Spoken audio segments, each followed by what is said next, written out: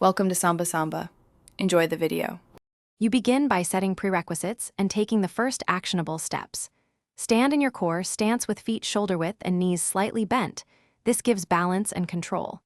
Once warm, shift weight to the balls of your feet and test small lateral shifts to feel center of mass. Make sure to keep shoulders relaxed and eyes forward so you read space. These initial moves prime coordination and reduce injury risk. Practice slow repetitions until the motion feels natural and rhythmically connected. Now you progress into the core sequence. Initiate a short lateral push with one foot and immediately step with the opposite foot to recenter. Focus on driving direction from your hips. This provides momentum without overstriding, and let your arms counterbalance for stability. Once done, practice chaining 3 to 5 repeats, keeping breath steady to maintain endurance.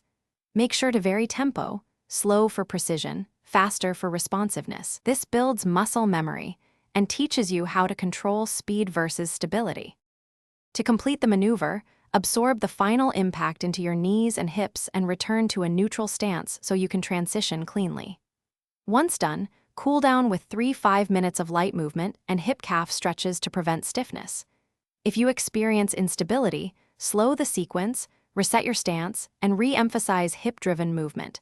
This corrects timing and balance. Remember, consistency beats intensity. Gradual practice cements coordination and reduces errors, so keep repetitions. Thanks for watching. Consider subscribing if we helped you.